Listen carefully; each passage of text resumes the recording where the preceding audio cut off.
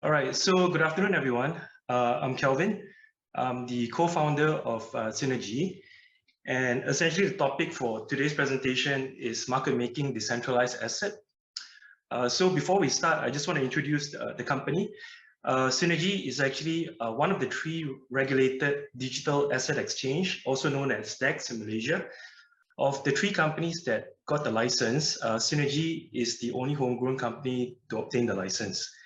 And in order for you guys to actually onboard and trade with us, you do need to be at least 18 years old because that's actually the legal age to trade. I want to start by saying, when you think about growing your wealth, you're usually deploying one or two strategy. One, you're either investing where you buy and sell something, you buy and hold something long term, or two, you're trading. All right, so trading is different because you're taking a directional bet in the market. You're betting if something is going up or something is going down. So someone famous when it comes to investing is someone like Warren Buffett. And obviously for trading, successful traders like George Soros, who happens to be in the same age group as Warren Buffett. George Soros successfully made his first billion by shorting the British pound. This was a long time ago when I was actually 20 years old, and that was about college time for me when I was about to embark in my career in finance. So today, I want to introduce you guys to a new trading strategy, and it is called market making. Market making is actually derived from the word making a market.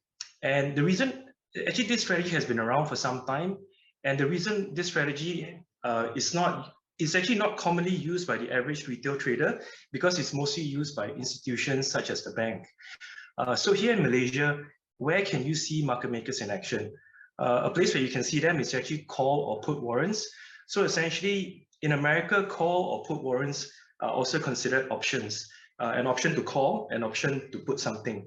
And call and put warrants are usually priced at a fraction of the cost of the underlying shares. And the reason for that is because call or put warrants, they do expire. So not only do you need to get the direction right, you also need to get it right in a very short period of time, because if your options expire out of the money, you could lose everything.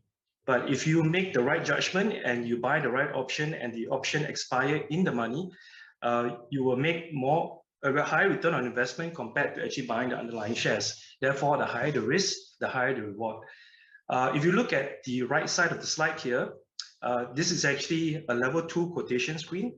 In America, because the market structure is different, you can actually see market makers in also the stock market. And this is essentially how I started my career in capital markets in New York. I was actually a market maker. And if you look at a market maker, the one thing that I want you to notice is that a market maker always participates in both sides of the order book, which means they're always on the bid side. They stand ready to buy all the time. They stand ready to sell all the time. And by doing that, they can earn the difference between the bid and the ask, also known as the spread. So not many of you might know this, but 20 years ago, when I first learned how to trade, stocks used to be quoted in fractions, not decimals. I remember how we used to have mouse pads with these numbers printed on it as shortcuts, so we don't have to actually manually calculate the numbers. As you can see here, the smallest fraction is 1/16. So 1/16 translates to 6.25 cents. And therefore, when stocks went from trading in fractions to decimals, market makers, their margins got crushed because obviously the spreads reduced to a penny. So there's a saying that the house always wins, and that's the upper hand that market makers always have. Number one, they always quote on the buy side, on the bid side, right, which is the left side of the order book. And when they're selling, they always quote and sell on the ask side of the order book. So this is actually a typical board rate when we walk into a bank, right? Let's say we want to buy US dollar. When you go there, let's say you want to buy US dollar, you'll be paying 4.218. And if you want to sell the US dollar, you'll be selling at 4.096. Now, a lot of people actually get confused because they look at the text at the top and it says selling. That is actually the bank selling to you, not you selling. And in this case, the bank is considered to be making market for the US dollar, therefore earning the spread between the bid and the ask. So what is market making? Market making is essentially arbitrage, right? So arbitrage is a simultaneous buy and sell of an asset in two different markets to profit from the price difference. And this is actually not the first article that I've seen in The Economist.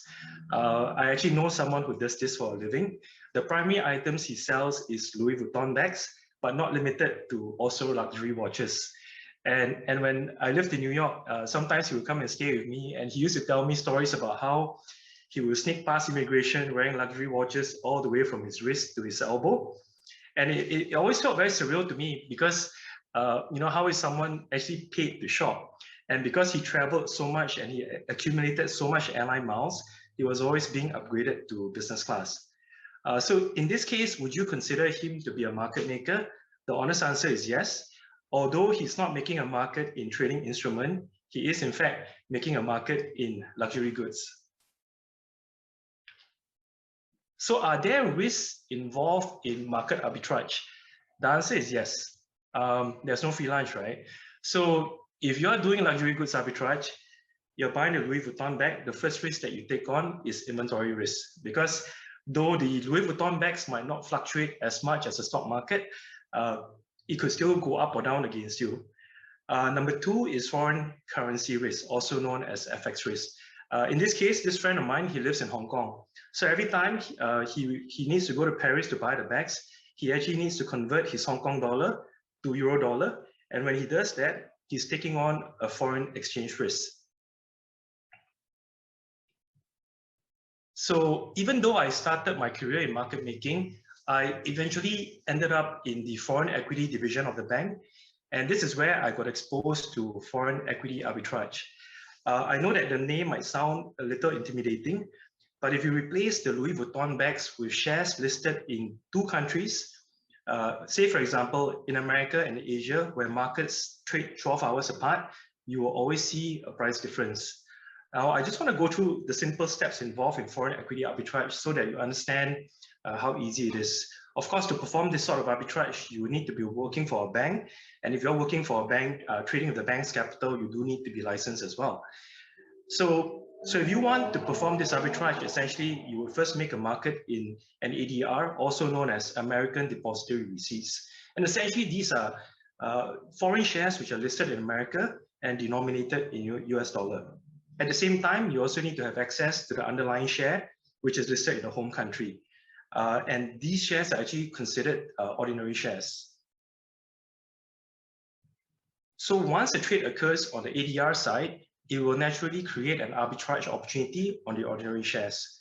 Now, the shares do need to be converted, right? They need to be converted from ordinary shares to ADRs and also vice versa, depending on which way you're arbing. It also involves a foreign currency transaction because if you're buying shares, let's say in Malaysia, and you're trying to convert it to US dollar, you obviously need to buy the USD as well. At the same time, there's a small conversion fee that you will pay to the depository bank to convert the shares from ordinary shares to ADRs or the other way around. So in this case, right, how many intermediaries do you spot along the way? In total, there's actually three, right? So the first is the Treasury Department of the bank, where you buy your foreign exchange from. The second is actually the depository bank, which you go through to convert the shares. And the third one here, which is actually not included in this slide, is actually the broker, because you need to go through the broker to access the stock market. And this is why this game is particularly skewed towards the institutional player. Because if you're an institutional player like the bank, you can easily perform one of these three functions at cost. So this brings me to my next slide, which is decentralized asset. So what is a decentralized asset? A decentralized asset to me is an asset that disperses the function of any central authority, okay? And this asset class is not new among us. If you've heard of crypto assets, more commonly known as cryptocurrencies, if you're familiar with Bitcoin, it is a decentralized asset. And to me, Bitcoin is the first true digital asset because it's not, you can't hold Bitcoin with your hand, right? It's fully digital.